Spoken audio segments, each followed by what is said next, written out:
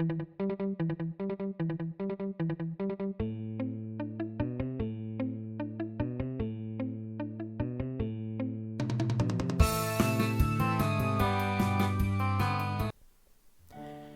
really love Michael Singer's lucid illustration of how pain defines ourselves unconsciously. As he says, your personality traits and behavior patterns are all about avoiding this pain. You avoid it by keeping your weight a certain way, your body weight a certain way, wearing certain clothes, talking in a certain way, and choosing a certain hairstyle. Everything you do is about avoidance of this pain. If you want to validate this, just see what happens if someone mentions your weight or criticizes your clothes. You feel pain.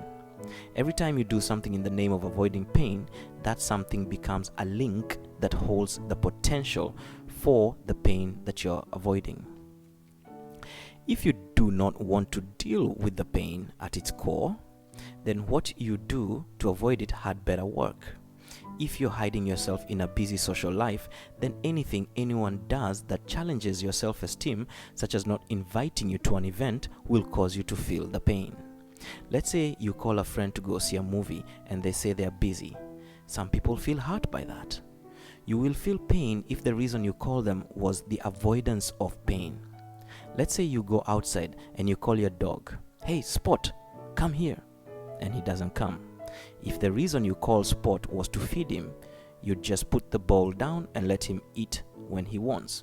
But if you call Spot because you had a hard day and Spot didn't come, you would feel pain. "Even the dog doesn't like me," you'd say. Why would there be heartfelt pain in the dog not coming?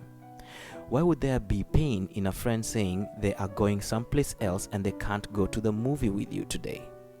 How does that generate pain? It is because deep inside there is pain that you have not processed. Your attempt to avoid this pain has created layer upon layer of sensitivities that are all linked to the hidden pain. Since avoiding the pain prohibits you from exploring the parts of your being that is beyond that layer, real growth takes place when you finally decide to deal with the pain. Because the pain is at the core of the heart, it radiates out and affects everything that you do. But this pain is not the physical pain that you perceive as messages from your body. Physical pain is only there when something is physiologically wrong. Inner pain is always there, underneath, hidden by the layers of our thoughts and emotions that we have used to cover it up. We feel it most when our hearts go into turmoil, like when the world does not meet our expectations. This is an inner psychological pain. The psyche is built upon avoiding this pain, and as a result, it has fear of pain as its foundation. That is what caused the psyche to be in the first place. To understand this, notice that if the feeling of rejection is a major problem for you, you will fear experiences that cause rejection. That fear will become part of your psyche. Even though the actual events causing rejection are infrequent, you will have to deal with the fear of rejection all the time. That is how we create a pain that is always there. If you're doing something to avoid pain, then pain is running your life. Now, to get a different understanding of pain, let us once again visit the idea of light and dark. You see, there is no such thing as darkness. Darkness is simply the absence of light. It is a description of what isn't there. Yes, darkness exists, and we all know that when we turn off the lights in a room at night, there is darkness. And in darkness, we cannot see what is in that room. We may stumble and fall. We may fear what is under the bed. Darkness has all these effects. Nevertheless, as soon as you turn on the lights, the darkness will always disappear. Yet, you cannot make the light disappear by turning on darkness. It only works one way. You can turn on light, but you cannot turn on darkness. Darkness exists, yes, but only as the absence of light. There is in reality no such thing as darkness. It is simply a description of what isn't there. Pain now is a wall that seeks to protect you from the darkness that you imagine exists on the other side of that wall. That is what pain is, a wall to protect you from the imagined darkness. Fear. However, the truth is, on the other side of that wall, it is full of light. In other words, the darkness is contained inside the walls.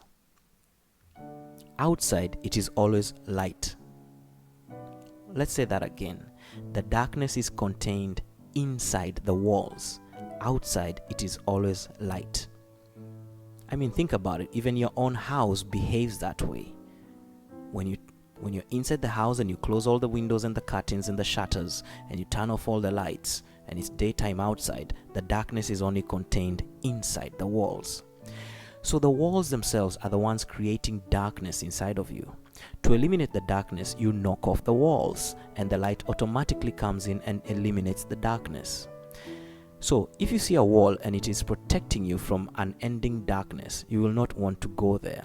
But if you see a wall that is blocking the light, you will want to go there in order to remove the wall. And that is what we are doing here. And sometimes, though not always, you must go through the darkest night in order to get to the infinite light. This is because what we call darkness is really the blockage of light. You must go past these walls. This is where your eternal and infinite freedom lies. Anything else is cosmetic and will fail in time. That is your journey out. It is not really difficult to get past the walls. Time and again, every day, the natural flow of life collides with your walls and tries to tear them down. But time and again, you defend them. You must realize that when you defend yourself, you are really defending your walls. There is nothing else to defend in there. There is just your awareness of being and the limited house that you have built to live in. What you're defending is the house you built to protect yourself. You are hiding inside. If something happens to challenge the walls of your psyche, you get highly defensive. You have built a self-concept, moved inside that self-concept, and now you defend that home, that self-concept with all that you have. But what creates that inner home other than the walls of your thoughts? Think about it. What is creating that inner home, that self-concept, other than your thoughts? They are the wall. When you say, I am a woman and I am 45 years old, I'm married to Joe and I graduated from this school, those are thoughts. The actual situation doesn't exist in there with you except in the form of thoughts that you cling to. Think about that. The actual situation doesn't exist in there with you except in the form of thoughts that you cling to. And then you say, but I was a cheerleader and I was president of my senior class. Well, that was 30 years ago. Those situations don't exist anymore, but they exist inside of you as your thoughts, and they form the walls in which you live. True freedom is very close. It's just on the other side of your walls. And as Albert Einstein said, I quote, "A human being is a part of the whole, called by us universe, a part limited in time and space. He experiences himself, his thoughts and feelings as something separate from the rest, a kind of optical delusion of his consciousness. The striving to free oneself from this delusion is the one issue of true religion. Not to nourish it, but to try to overcome it is the way to reach the attainable measure of peace of mind." In other words, Einstein is also saying the same thing. The separate self is an optical delusion of consciousness. The separate self is an optical delusion of consciousness, of the way your five senses operate. It is not real. So, in a nutshell, we can summarize all this talk about avoiding pain with a simple phrase: the obstacle is the way. The obstacle is the way.